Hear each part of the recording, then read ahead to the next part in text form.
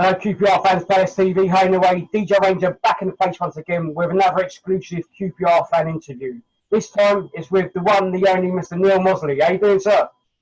Good, mate. How are you doing, DJ? Yeah, I'm good. See. Yeah, long time no see in the flesh. I know, it's terrible, isn't it? How you been coping in the pandemic? Just the same as everyone else. You just crack on, don't you? You just crack on.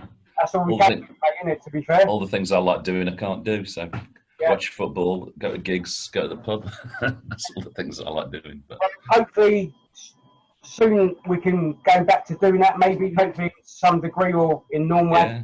But at this present moment, it's not looking likely. But fingers in some form we can go back and do stuff soon. Let's hope so. Even if it's in a limited number, but then it's actually getting in the ballots or whatever to get these tickets for games or concerts. Yeah.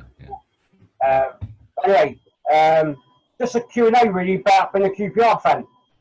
If that's all right? I'm ready. Okay. I will start off. How long have you supported for the QPR for? How long? I moved to London in 1988, and ever since then, really. So, yeah. So I think my first QPR game was in 1988. No, maybe early 1989. So, what's that? 32 years? Is that? Yeah, something like that. 32 years. Sometime then. Not bad. But I've been mostly regular attender this century. Yeah. Okay. So the last, well, certainly the last 12 years. No. I'm just looking around at my programs. I've got piles of programs for the last 15. So pretty much from 2003 to now, I don't think I've missed many home games. Okay. Cool. Okay. Obviously, how far do you travel to get to Loftus Road on a match day? Well, I live in Merstham near Redhill in Surrey, so it's train into Clapham Junction, then Clapham Junction overground to the Bush, and then so it's about an hour and 15 minutes by the time I've got to the station. So not far, not too bad. A lot of people come a lot further. Yeah. Okay. Cool. Yeah. Next question: what's your pre-match routine for home and away games that you attend normally? Pre-match routine is there's lots of things happen.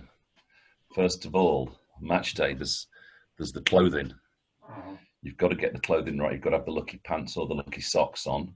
Yeah. You've got to choose which garments to wear, which kit to wear, and which other bits to wear. Yeah. So you've got to do that. I quite often go for a run on a Saturday morning, just a little run, and then get down to the station. And it depends who I'm meeting as to where we meet, but it's always meeting a pub beforehand. Yeah. If I'm meeting the Norwegians, I might meet in the Green or in the Crown and Sceptre. Or if I'm meeting John and the others, I might meet in the Wetherspoons or the Green or the Crown and Sceptre or sometimes the White Horse. So it's always meeting a pub first. Sometimes involves a bit of chicken, and we've got a routine with the chicken shop. Okay. You've got to put your foot in the chicken shop opposite the White Horse. Right. So I used to go in that chicken shop when I used to take my boy, and it was lucky for a time. It was a lucky shop to go in. Every time we went to have chicken, we'd win. So ever since then, you've got to put your foot in the chicken shop. So I've got all the Norwegians now. You put your foot in the chicken shop before you go to the ground. And everyone that comes with me, you go across the threshold into the chicken shop. You don't have to buy any chicken. Yeah. If you do, that's a bonus. But as long as your foot goes in the shop, that's okay. That's all right, and then you get up and then sometimes we have a pint in the blue and white bar in the loft, under the loft. Good plan. Pre-match routine. Yeah, obviously, we need a drink watching the Arse play, don't we? Really, we do need a drink. Even talking about them, we need a drink. Okay, mate. Cheers for that. Next question. Obviously, you kind of mentioned it earlier on in how long you supported the club. Your first QPR game you went to? I'm not sure. I think it was Man United at home. Okay. And I think it was either Man United or Millwall in the same season, which would be 88, 89 season, probably in the back end of that season. And I think we beat Man United, was it 3-2? Or I can remember Steve Bruce scored for them. And I think Andy Sinton scored one for us. And yeah, Andy Gray used to play the Christian. Andy Gray scored 2 goals for us, yeah. Like running down the Oh, Yeah, right there, left kind of thing, and they were just like, yeah. if And I it's, remember Steve Bruce kicking everyone off the park all game. He was a dirty I'm bastard. sure that's the game nil where Andy Gray got 2 screamers. It is. You're right. Yeah, yeah, yeah. I'm quite positive on that one. Yeah. I am. But yeah, good game to go to anyway. Yeah, and I also went. I think we got beat by Millwall the same season, and which was rubbish. But yeah, Was your favourite past and present QPR player? Okay, there's maybe a few standout ones. Who've been standing out, like stood out for you in years gone by and more recently? well, I didn't get the pleasure of seeing all the bowls and all that lot. So there's only one contender on this for me, and that's Adel Tarabt. Okay. So Tarabt is my all-time QPR player by a mile. I thought he was brilliant, especially that season. Well, yeah. 10-11 when we went up, and he just made everything or scored everything. Oh yeah, it was untouchable that season. That one season, it was untouchable, and I loved him. I just thought more. he was superb. Yeah, I like the flair players.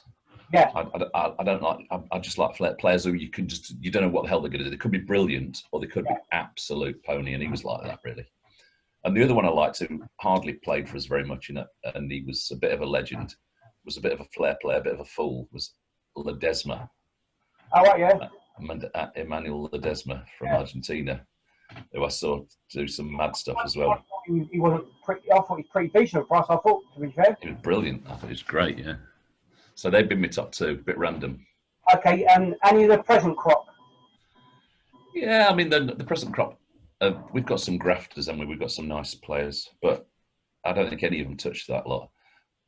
In the present crop at the minute, the players I like, although he's not been playing the last few games, Kakai, or he came off the bench on the weekend, didn't he? But so I like Kakai. Yeah, he's leaps and bounds since we come back from lockdown for the first time. I thought he grabbed that right back spot both hands. Yeah. He's been quite. He's done well. He's made some mistakes, but he's a youngish lad, still learning the game, I suppose. Yeah. I don't know if he's 20 like that, but yeah, he's impressive. He's looking good. Yeah. I mean, Eze's a miss. Obviously, we're missing Eze now. He's playing for Palace. And Brighty's got the ability if he wants to on his day. And Chair, if Chair can get a bit of a better end product, I think Chair can be a good player in the future. Well, yeah, I mean, as you just said, Eze was a big loss, but there you go. We move on. Hopefully someone else will step up, as you said, like Chair or Bright, depending on how long they stay at the club for, obviously. Yeah, okay, mate. Yeah. Good choices there. Next question, just a few more, if that's all right. What's your most memorable moment supporting QPR? There's been a few. The winner of this one is Zamora Derby Wembley. Okay. I mean, what a day! You were part of that day for us. We went to that social club, whatever, before and after the game, and you did a DJ in, and that I was behind that goal on the ground, that was ground floor level, just behind nearer the corner where who pulled it across? I can't remember who won it in the corner and pulled it across to Zamora, but I was near that, just behind there, that area there, and it was mental. It was a mental day. I must have gone down about three rows of seats after scoring. It was it was like one of those moments that time stood still. Oh yeah, it just went crazy, because if ever a team has deserved to lose a game, we deserved to lose that. When O'Neill got sent off and we had, if you look at the possession of the game, I can't remember, but we got, 30% possession or something stupid. And then that moment at the end, and it was just a mad thing. I mean, we had to really, let's be honest, we had to dig in and remake some break. And, we kind of held in there, and, for once in his life, Junior Hawley actually challenged the ball, and I thought it'd be a free kick. It was Hoylett, wasn't it? Yeah, it was Hoylett who brought it across. And obviously, Deejay Ranger mucked up a bit, and Bobby's. I love it that someone's put his cutout in the stand there. Yeah, mate, that was a great game. What team do you dislike, hate the most, if any? Chelsea and Glasgow Rangers. Okay. That's quite a popular choice, the Chelsea one, obviously, for obvious reasons. Okay. Hoops all the way. QPR and Celtic. Okay, mate. obviously, I know that you do go to away games. I mean, obviously due to numerous issues, people can't attend every game. Yeah. Obviously, I do know you go. I mean, how many would you say you go to a season, or how many would you like to go to? I mean, it varies. It varies massively. I mean, I think it's been about 10 away games a season average, but particularly with I had a job where I could get out and I particularly get to midweek away games, where I could just be anywhere in the country. But now, obviously now lockdown, but weekend away games are more difficult. So it depends where it is. London round, southeast Reading always gets those sort of games. Anything in London, anywhere around there. And then like a couple of seasons ago, I went to Blackpool away in the League Cup. So really random ones. I've been Barnsley away in midweek, Newcastle away. All these random ones. Yeah, lovely places to go midweek on the Tuesday night. Yeah. Blackpool away. Peeing down with rain. Team poor. Yeah. Love it. I suppose. Love it. We all know that anyway. Okay. Yeah. From the away games that you have been to watching QPR play, what's the best away ground you've been to? Past or my favourite away ground would be Man United. When we played, we lost 1-0 and Tevez, I think, scored a penalty. Was that in the FA Cup? I think that was FA Cup. I think so, yeah. FA Cup? Yeah. I can't remember when that was, about 10 years ago. I don't know, 10 years ago. I also like Newcastle, St James's Park, Newcastle. But when we went away to that, I was all you lot in the the heights at the back, and I went with my mate who's a Geordie, and so I sat with him I had to sit on my hands when I think it was a 2-2 draw.